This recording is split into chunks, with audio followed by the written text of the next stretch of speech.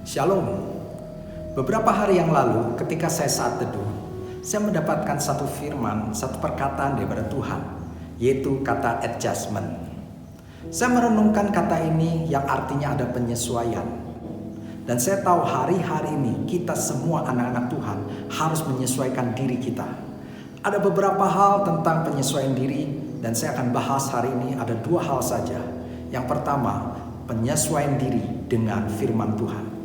Jadi hari-hari ini kita perlu menyesuaikan diri kita dengan firman Tuhan. Mari kita lihat dalam firman Tuhan Yakobus 1 ayat 22 sampai 25. Firman Tuhan berkata demikian.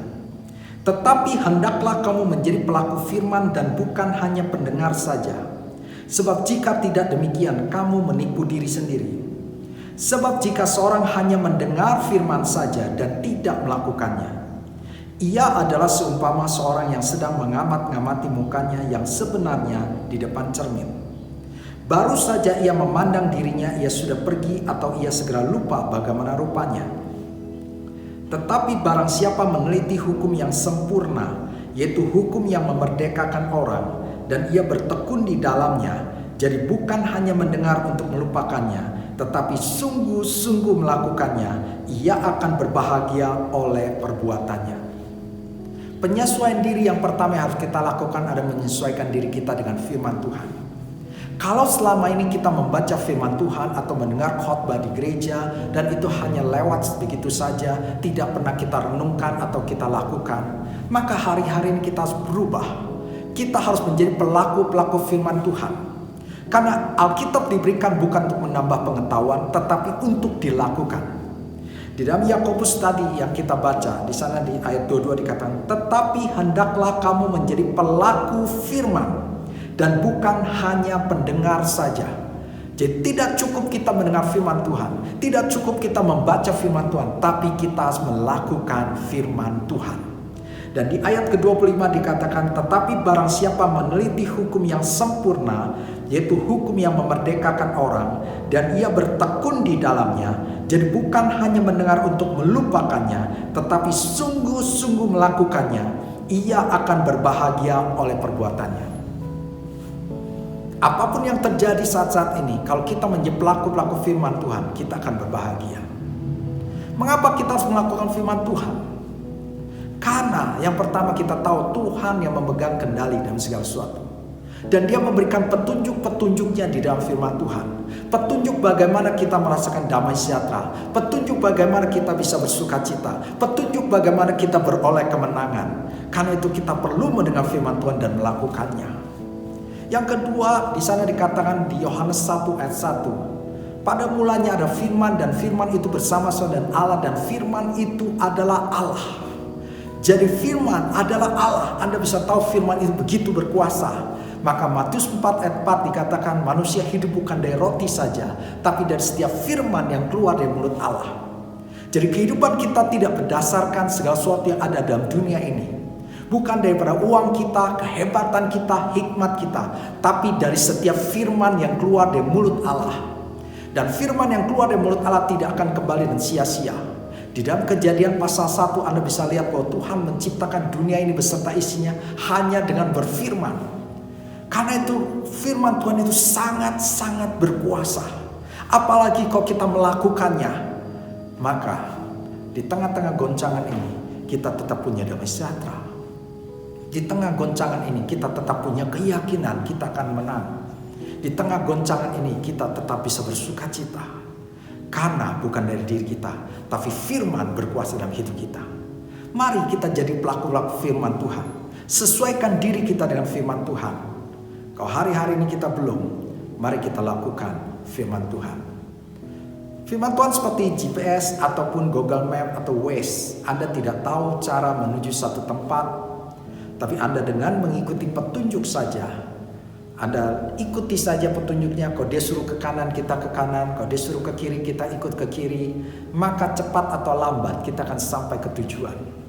Sama, apa yang ditulis dalam Alkitab, kita baca, kita renungkan dan lakukan saja. Maka kita akan beroleh janji-janji Tuhan tersebut. Kita akan mengalami kemenangan di tengah-tengah goncangan. Marilah kita jadi pelaku-pelaku firman Yang kedua, penyesuaian diri yang harus kita lakukan ada menyesuaikan diri dengan keadaan. Mazmur 90 ayat 12. Firman Tuhan berkata demikian. Ajarlah kami menghitung hari-hari kami sedemikian, hingga kami beroleh hati yang bijaksana. Pemazmur berdoa agar dia bisa menghitung hari-hari yang ada supaya punya hati yang bijaksana. Saudara, hari-hari ini sedang penuh goncangan, dan biar kita minta hikmat Tuhan supaya kita tetap bijaksana. Kita bisa melewati waktu-waktu yang ada ini dengan sesuai dengan kehendak dan rencana Tuhan. Karena itu kita perlu menyesuaikan diri kita dengan keadaan. Saudara, kalau hari-hari ini goncangan sedang terjadi, perubahan-perubahan segala sesuatu terjadi begitu cepat. Dalam waktu singkat, Anda bisa lihat, biasa kita ibadah ke gereja, tiba-tiba kita tidak bisa ibadah di gereja. Dan ibadah hanya di rumah-rumah. Biasanya kita bekerja di kantor, tiba-tiba kita bekerja di rumah. Biasanya kita bebas keluar, tiba-tiba kita disuruh tinggal di rumah. Biasa kita keluar tanpa masker, sekarang disuruh memakai masker. Ada perubahan-perubahan yang harus kita lakukan. Dan kalau kita mau menyesuaikan diri dengan perubahan-perubahan tersebut, kita bisa mendapat berkat lewat perubahan tersebut. Tapi kalau kita menolak perubahan-perubahan ini, justru kita tidak akan mendapat satu keuntungan dari masalah ini. Marilah kita menyesuaikan diri dengan keadaan. Kalau memang disuruh tinggal di rumah, mari tinggal di rumah. Kalau memang disuruh memakai masker ketika kita keluar, pakailah masker. Mari kita jaga kesehatan. Kalau ada perubahan-perubahan yang harus kita lakukan, kita rubah. Jangan seperti bangsa Israel waktu keluar dari tanah Mesir. Mereka dulu jadi budak di Mesir, lalu dimerdekakan oleh Tuhan. Tapi setelah keluar dari Mesir, mental mereka masih mental budak. Mereka tidak menyesuaikan dirinya sebagai orang-orang yang merdeka. Mereka tidak menyesuaikan dirinya sebagai pilihan Tuhan, tentara-tentaranya Tuhan. Tapi pemikiran mereka masih tentang Mesir. Maka ketika mereka punya masalah, mereka hanya berteriak, lebih baik kembali ke Mesir. Ternyata mereka sudah menang, mereka sudah keluar daripada Mesir, tapi pikiran mereka masih di Mesir. Sama saat ini juga. Jangan kita berkata, oh dulu enak. Coba zaman dulu begini, coba tidak ada corona, tidak ada goncangan ekonomi dan macam-macam.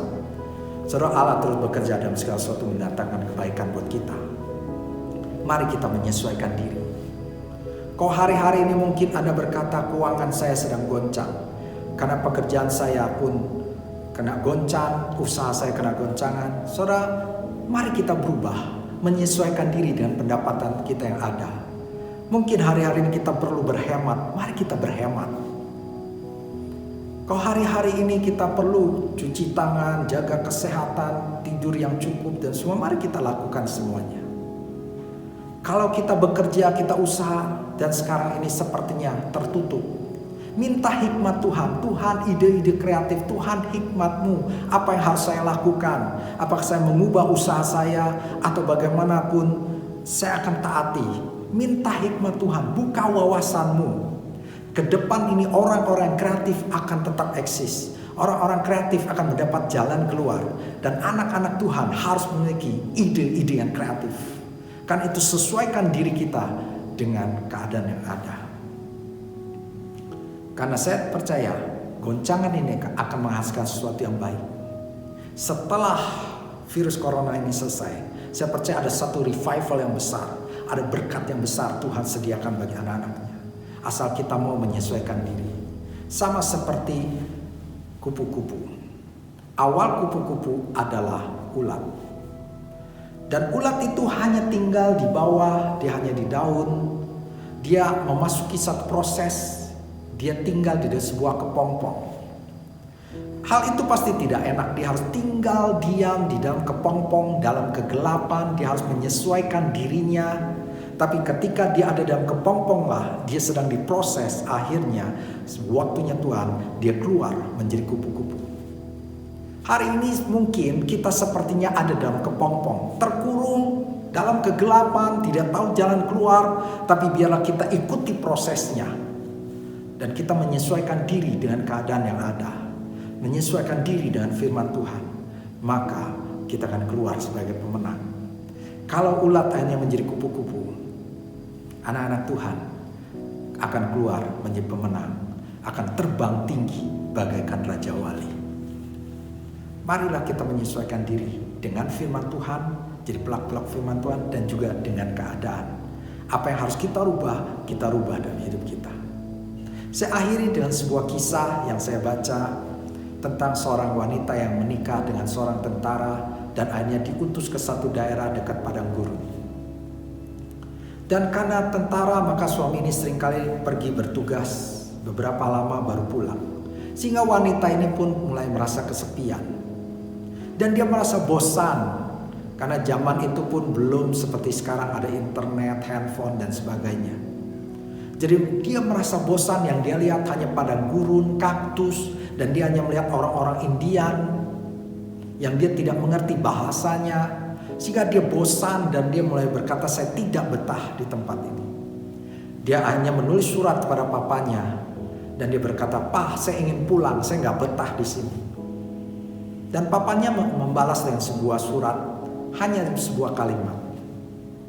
Dikatakan demikian, ada 2 orang di dalam penjara, yang seorang melihat bintang dan yang satu melihat lumpur. Wanita ini mulai merenungkan apa maksud daripada kalimat tersebut. Akhirnya dia dapati itu berbicara tentang sikap. 2 orang ini di dalam penjara, yang satu melihat harapan, yang satu melihat keputusasaan. Maka dia mulai berpikir, saya harus merubah hidup saya. Lalu wanita ini mulai menyesuaikan diri dengan keadaan. Dia mencoba bersahabat dengan orang-orang Indian, coba belajar bahasanya, coba belajar kerajinan-kerajinan yang ada, coba dia mengajar orang-orang Indian. Dia juga senang dan tumbuh-tumbuhan, dia mulai mempelajari tentang kaktus, tumbuh-tumbuhan yang ada di padang gurun. Dan akhirnya dia punya sahabat, orang-orang Indian, dia bisa berkomunikasi, dan juga dia menulis buku tentang tumbuh-tumbuhan di padang gurun.